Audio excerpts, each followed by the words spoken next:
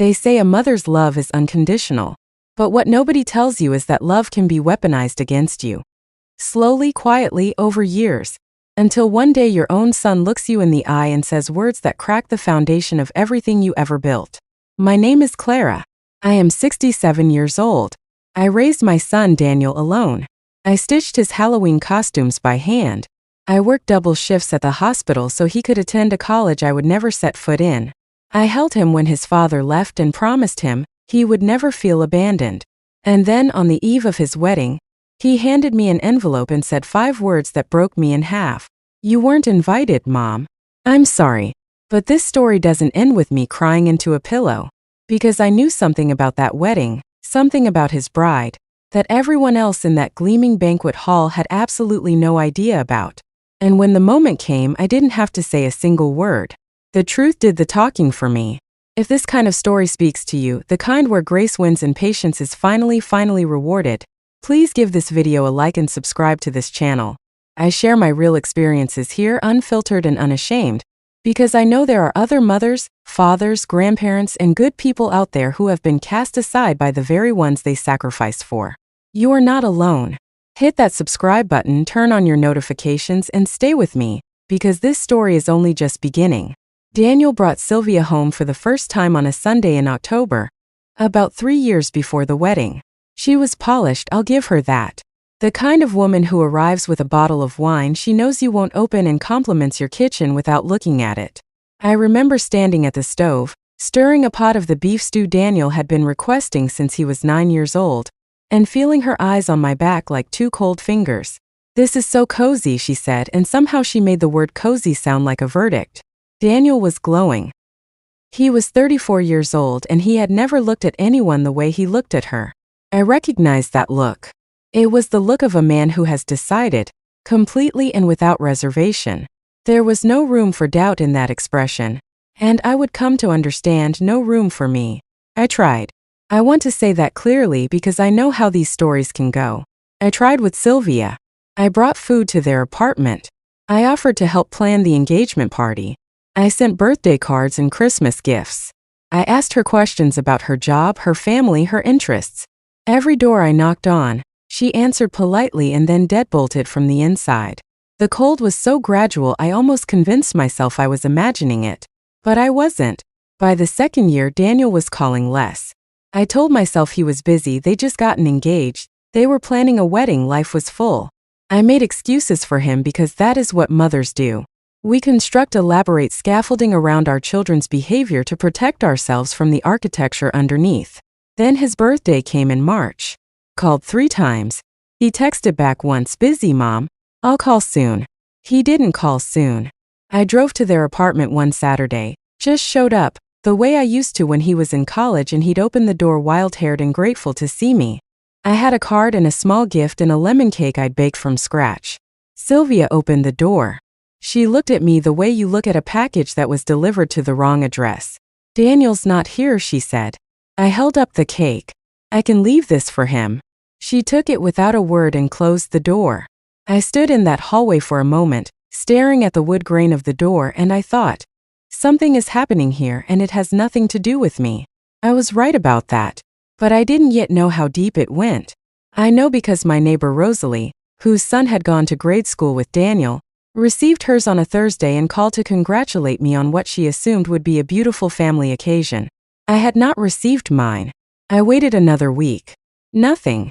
I finally called Daniel. He picked up on the 4th ring.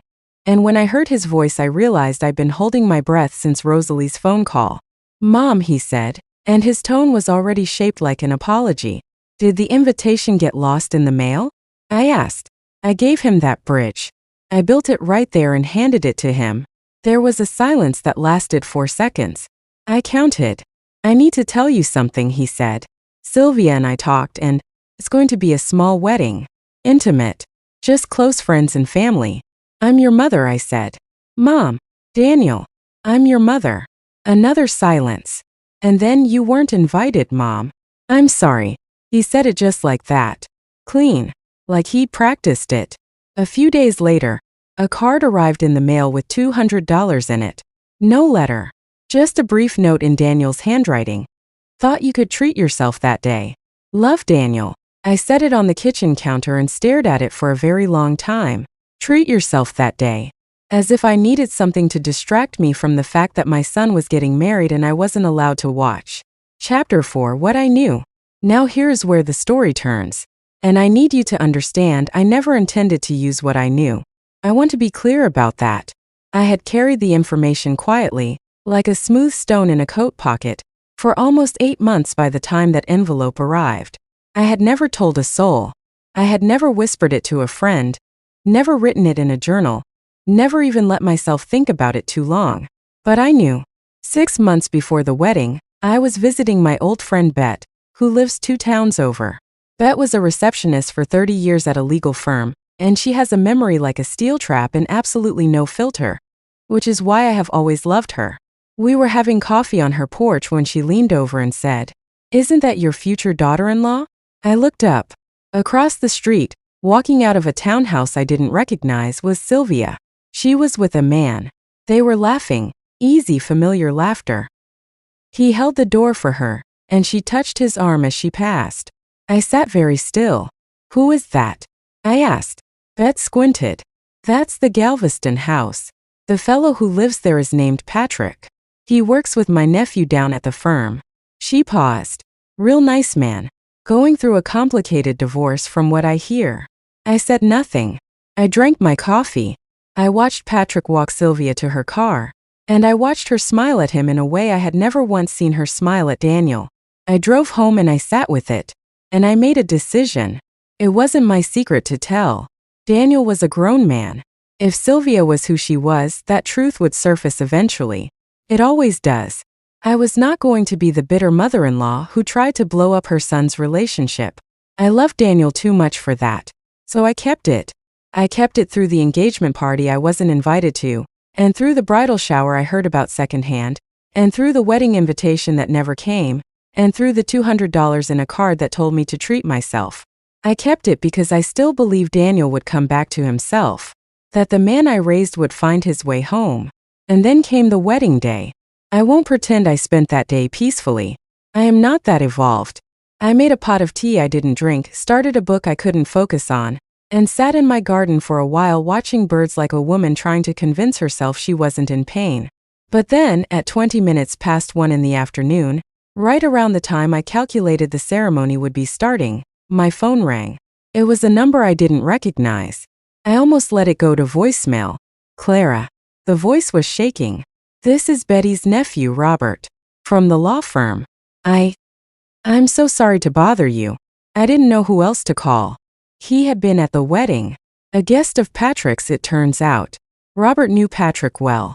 And Robert knew what Patrick had been to Sylvia, what he still was. He'd assumed it would blow over.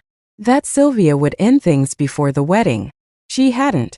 Robert was calling from outside the banquet hall. Because inside, he told me in a voice that kept breaking, the wedding had stopped. Patrick had shown up. Not to make a scene, Patrick, from what Robert said, was not that kind of man. He had come because he thought Sylvia had ended things with Daniel.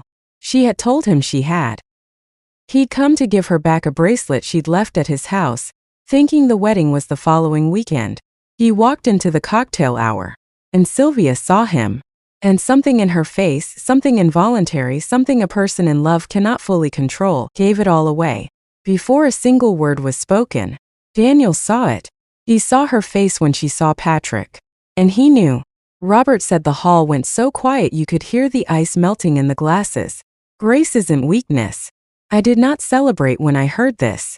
I want to be honest with you about that because I think honesty is the only thing worth offering. I cried. I cried for a long time, not for myself but for Daniel. For the 34-year-old man who had believed in someone so completely that he had sacrificed his mother for her. For the child I raised who was, at that moment, standing in a silent banquet hall watching his entire future rearrange itself without warning. He called me that evening. He didn't say much. He said, "Mom." And then nothing for a while. "I know," I said. "I'm sorry," he said. "I know that too," I said. He asked if he could come over. I said yes. I hung up and I made beef stew, the same one I'd been making for 25 years, and I set the table for 2 and I waited. When he walked through my door, My son looked like someone who had survived something enormous and wasn't yet sure what to do with the survival. I didn't say I told you so. I didn't bring up the envelope or the $200 or the cake that Sylvia took without a word. None of that was what he needed. I handed him a bowl of stew and I sat across from him and I let him talk. That is what mothers do. Not the ones in the cautionary tales, the real ones. The ones who are still standing at the door when everyone else has left. I kept my secret because I loved my son too much to use it as a weapon. And in the end I didn't need to. The truth has its own timing. It arrives when it's ready, not when we demand it. I am Clara. I am 67 years old. And I am still here. If this story moved you, please give it a like and share it with someone who needs to hear it today. And if you haven't already, subscribe because these stories matter. Every single one of them. Thank you for watching and being part of this journey. May this story remind you of your inner strength and resilience. Let it inspire wisdom in the choices you make each day, and may it always stand firm with courage and self respect. Till next story, goodbye. God bless you.